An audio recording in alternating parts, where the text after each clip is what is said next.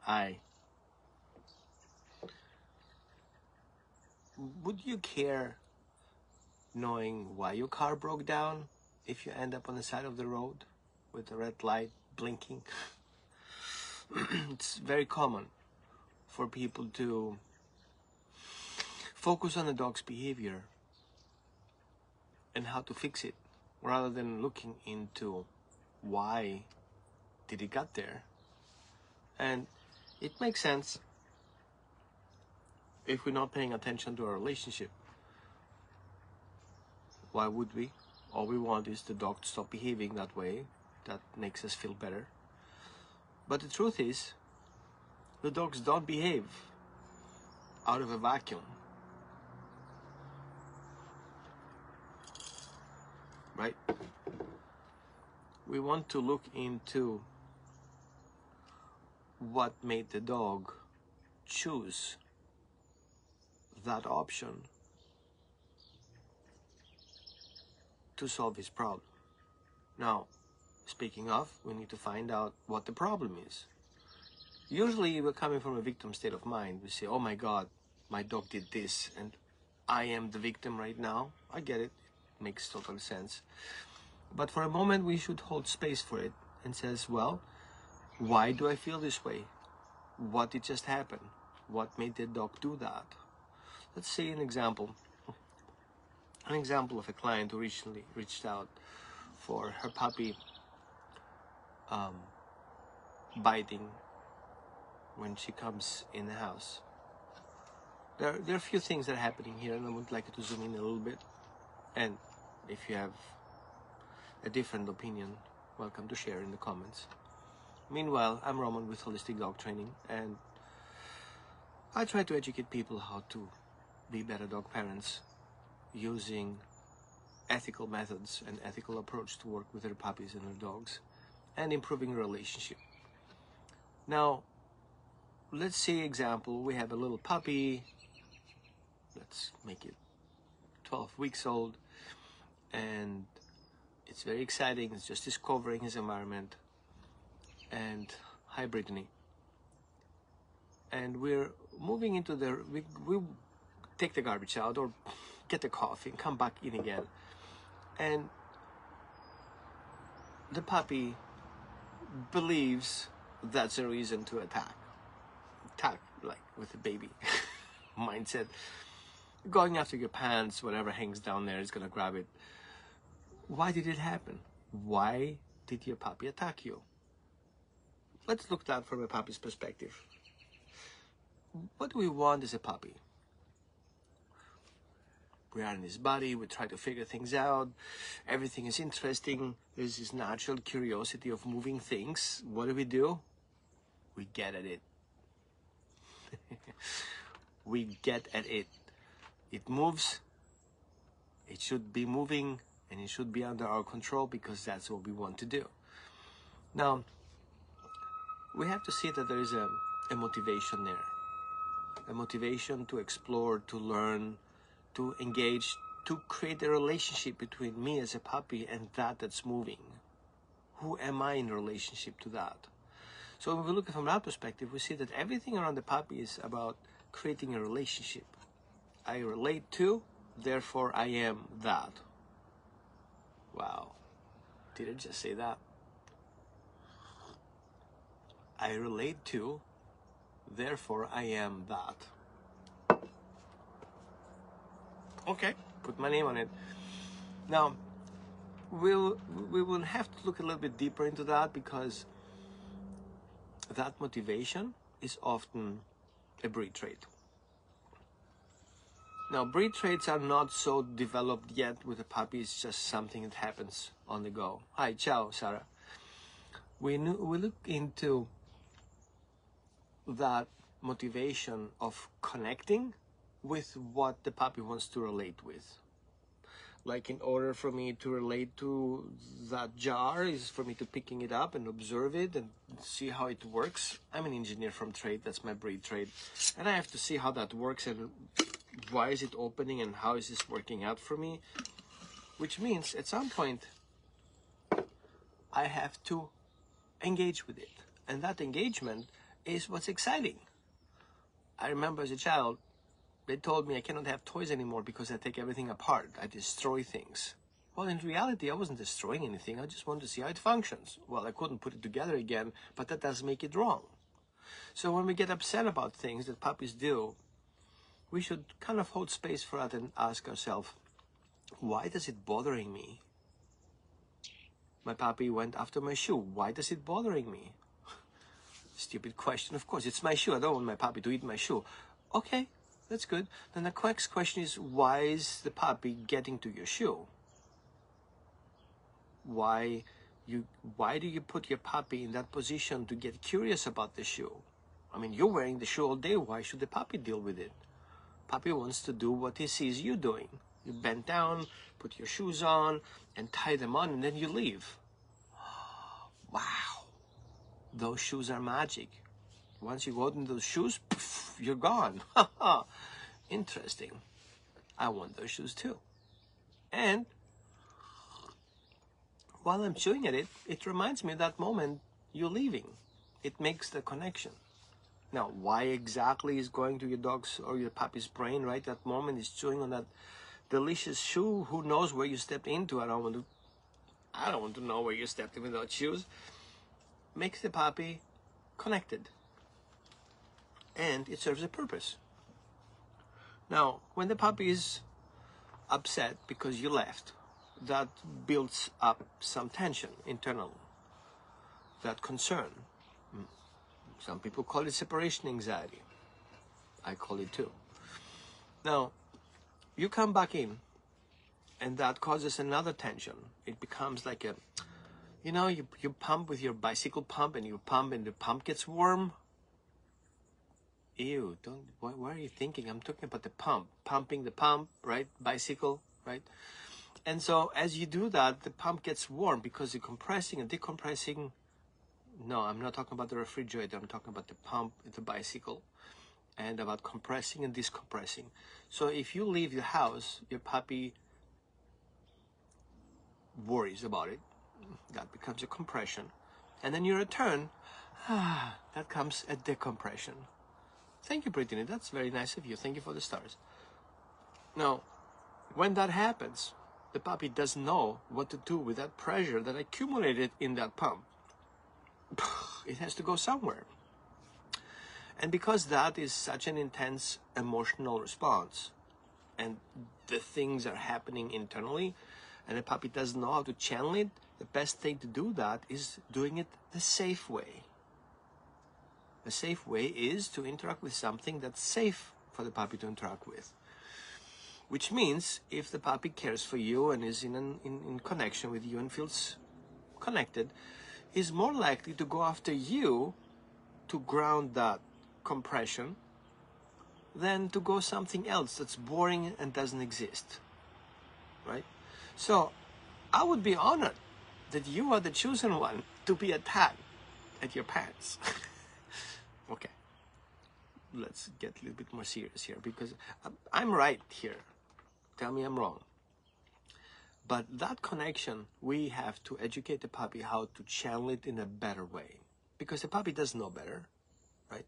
These are nice, sharp, sharky teeth, and the mouth goes on and off, and your pants are there waving around. Like, what else do you do? Grabbing on it, because that feels good. It grounds. Now, we can see it from different perspective. Energetic grounding, which means the puppy connects and becomes present moment because it was lost in the past and is in that fear of you being away. And now you're here, it connects. And every time we connect something, there is an emotional discharge in that level, which means it feels good. And it wants to latch onto it because it feels good being in that state of connection. And of course, which means you have a new hole in your pants. But in order to improve that, we have to come in from a perspective, how can I help my puppy offer a different behavior than putting new holes in my pants, right? So what could that be? It could be different things. I'll go with the easier one. You know you're gonna leave. It's predictable. You can think about it. And you can be prepared. In your pockets, you can put some treats. Yes, I said the word treats. A lot of treats. Think cookie dispenser, treat machine. I'm a treat machine in town, kind of thing. Okay. So you know you're going to leave. Take some treats with you. Because you know what's going to happen when you return. Right? It's already predictable. So you leave, you come back, and you notice that your puppy is excited about it. You know, that tail goes like this, propeller. Now the next thing you're going to do, you want to connect with your puppy. It's part of connecting after separation. And you give your dog some affection. But here's the thing. Don't make the affection a rubber band. Cute puppy. No. Make it calm. Make it persistent. Make it calming. Don't throw your excitement onto the puppy because you have been gone for an hour or two. Put some energy that, oh, thank you for waiting and being a great dog in the house. So while you do the affection, put some treats on the ground. Like, distribute them evenly. And let your puppy ground through food. Yes. Now, some of you may be healers, even secretly. How many times do we do a healing session and then we ground with eating a snack? How many times we are focusing on doing some things and we are out of our mind, we're somewhere in the universe, daydreaming, and then we calm down and we snack something? So food is a good way to ground. We're going to use that as we return back in the house and the puppy gets excited. We give the puppy affection, we ground it, we connect that relationship, and we put some food on the ground, sprinkle, sprinkle. Now the puppy has two things to do. A, it has to find the food, which focuses the puppy in the now moment, right? Plus, it has to sniff the food, which is also a grounding method. Plus, it has to eat it.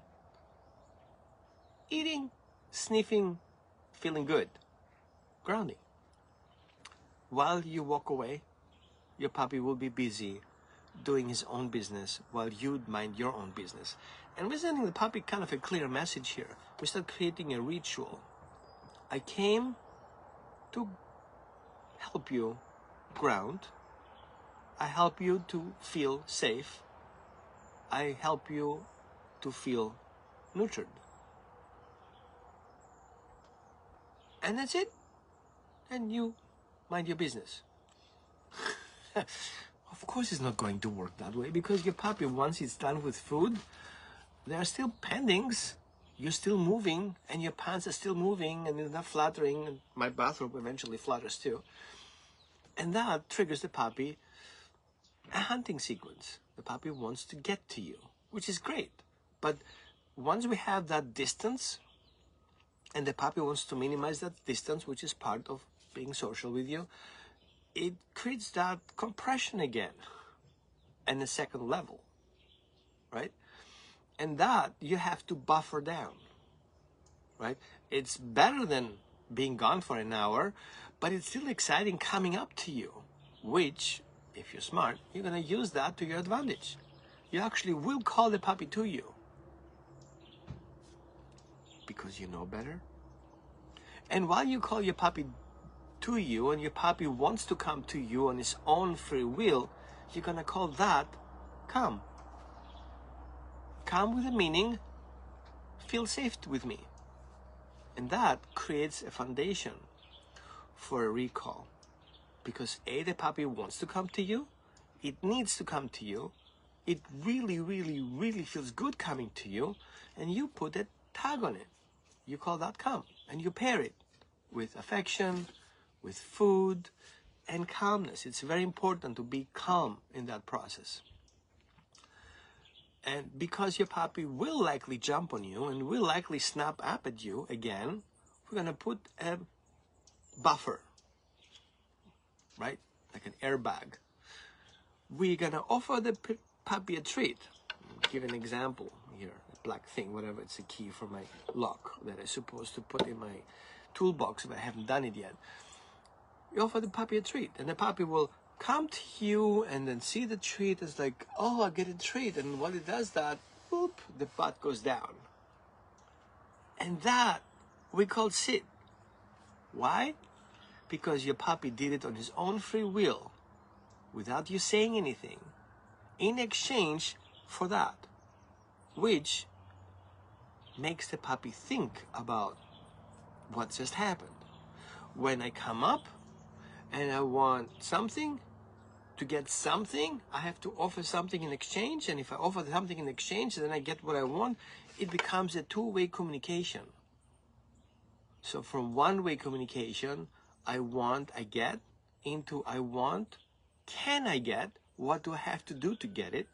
So now the puppy not only has to be aware of how it feels, it also has to be aware how you feel. So now we add some emotional intelligence to the game. We teach the puppy that if you want me to do things for you, how would that make me feel? And the puppy has to be present in that moment to know, how do you feel about it? How do you look about your feelings? How would I look about my feelings? How would I look about my feelings? How would I look about my feelings?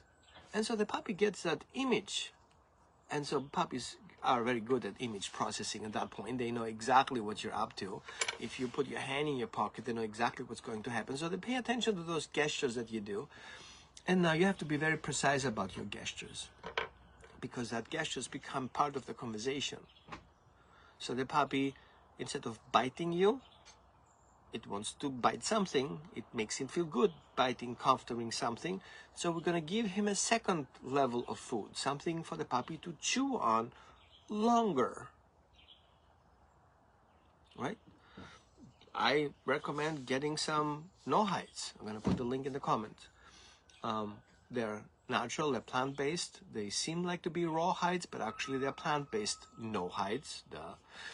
And that the puppy will take as a gift and walk away with it, or stays with it with you so you guys can share the same item.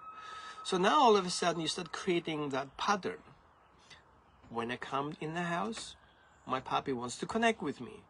I would support connecting my puppy with my puppy physically, emotionally, right? But my puppy is still agitated from the event it just passed. It just doesn't disappear all of a moment, right? And while that happens, I want to help my puppy ground.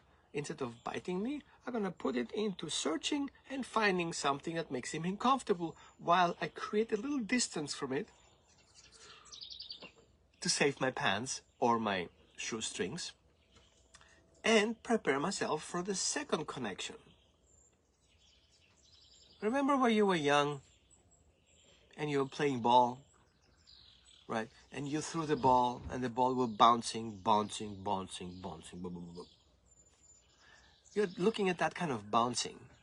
The excitement is high. The whole thing will bounce back again, but less than before. So what you do basically is you help your puppy bouncing his energy lower and lower until it fades out. If you're a soccer player or you like watching soccer, or people who play different ball games, you're gonna see how they master how to stop a ball. Like Ronaldinho, he put his leg up there, like I can't even bend my hand. He's gonna put his leg up there, get the ball down, and the ball literally stops in front of him. Or with a head. Or some people just catch the ball like this. Like, people are magic doing this kind of stuff. Imagine that they master the bouncing. Bouncing masters.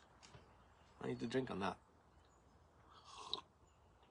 So imagine your puppy has his emotions happening. They're bouncing around like balls.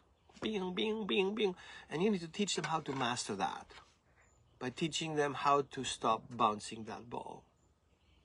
And guiding them the right way, A, makes you a good parent, and B, makes you a confident puppy that knows what to do next. That's it. The whole blah, blah, blah thing was about that. Helping a puppy bounce his energy lower and lower on its own. So you don't have to micromanage it.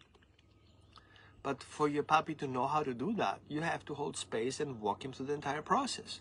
If you're stressed and anxious and frustrated, like, get away from me, all it causes that ball to bounce even higher. It's not a 3-pounder. No. Thank you, Brittany.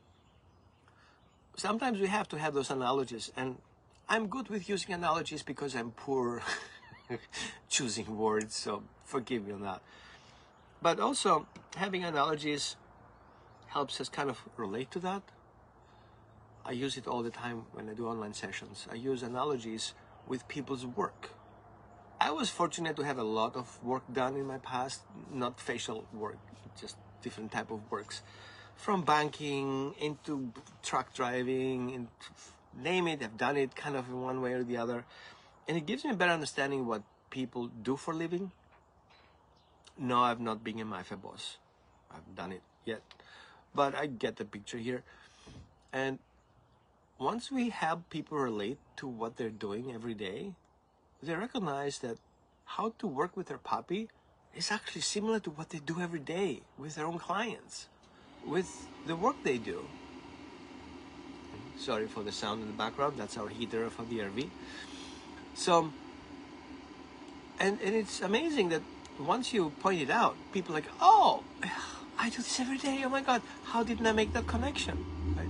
So in my online sessions, what I do, I always try to make that connection and have people associate what they do every day with actually parenting. It's nothing different. And yes, people get weird about when I say parenting. Parenting is helping an individual that cannot care for themselves be cared for. That's parenting. We can parent our parents when they're old enough and are kind of a little bit gone in their mind. We help them feel safe. That's part of parenting. And so when we teach the puppy, we have to take that always in consideration. How can I make my puppy feel safe? Number one. So number two, what can I teach my puppy that moment? And it's all about holistic dog training. It's not about fixing your puppy, like stopping from biting. If you don't understand why the puppy is biting, what's the need behind it, and how can we transfer that to a better place? Because puppies are not born as learning machines. They don't know. They slowly get to know you. They slowly try to imitate you, whatever you do. They're observing you because that's how they learn. They learn by observations. Yes, sometimes they learn by accidents, but we don't want to have accidents. And yes, some people says, well, if I correct my puppy, that's gonna learn it right away. No, it doesn't. It learns how dangerous you are with your methods. It doesn't teach the puppy anything other than that, right? So I'm sure you guys have many questions, and I'm sure you eventually want to reach out to me. That's very easy. You just reach out to me in Messenger. That's the easy part to go. Or you go to my website, holisticdogtraining.org. Don't try to contact me through my contact page. It's still a thing in process. But you can schedule an appointment. So go to services, click on one of the appointments that you feel comfortable about it. Read the description. It explains to you a lot which part is a good thing to do or not. And even if you choose the wrong one, don't worry about it. Once you fill out the questionnaire, I'm gonna see what's going on. I'm gonna point it out to you, like, hey, I don't think that appointment is the right one. I'm gonna switch to something different and better. Yep, that was it. It's another one of those bathrobe instant videos. So thank you to my client who reached out with that concern that gave me a better coffee. You and I are the same mindset with using analogs when people connect with what you're trying to teach them. Yeah, thank you, Brittany. I totally agree with you. We're so used to eat junk food and listen to junk, and we stopped connecting. And then we're losing that connection and that relationship. So creating this analogy is to help us relate to and kind of bring it down to a bite size, so we can chew on it and get the flavor out of it without having to swallow it, kind of thing.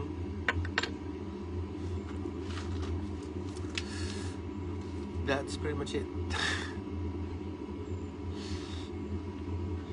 Thank you for the heart. And yeah, of course you can hoard it, that video, and not sharing it. Why would you share it? Keep it for yourself. But it may help somebody else who struggles, who is about to surrender the puppies because of biting, feeling the puppy was going to kill the child because he snapped at the child, grabbed at his shoulders, grabbed the hair. I've seen kids being dragged by the big puppy dog by the hair out of the living room. Thank you, Brittany, again. Jesus, thank you. And people freak out. I would freak out if I didn't know better. But once we know the why, and once we know the why of the what, it makes our life much easier as a parent, because it's going to help us educate the child and educate the dog and catch up with things. And I know I was thinking the other day, there's so much information out there, so many courses out there you can take and do, and people spend thousands of dollars doing this and hoarding information, not really knowing what to do with it. But there's nobody there to tell them what's actually happening. And I'm the one who wants to sell courses, don't take me wrong, but hey, if you make a course and you don't know why you take the course, and you try to fix the behavior with the course without knowing why it's happening, it's like buying stuff for your house and you don't know what to use. Maybe you're going to use it at some point if you figure out what's happening, but these courses don't tell you what's happening. They only sell you information, more or less, better or worse, up to date or outdated, and you have to figure it out. Well, if you had to figure it out, all these things, you wouldn't have a problem with your puppy, because you would know what to do. But the truth is, most people don't. They try to get these free courses, they log you in, and then upsell you because they're gonna sell you some fear porn, or a puppy can kill your kids. Have you imagined what irresponsible parent you are? And you're like, Jesus, maybe I'm a failure. I already failed my puppy before even adopting my puppy. And that's how it works. It works differently. The reality is, if you're educated and informed before you get your puppy, you make right choices. You make right choices where to go, what to do, prepare your home for your puppy, prepare your kids for your puppy. And when that is set, then you make a decision, which one of those three are the ones that I'm inclined to.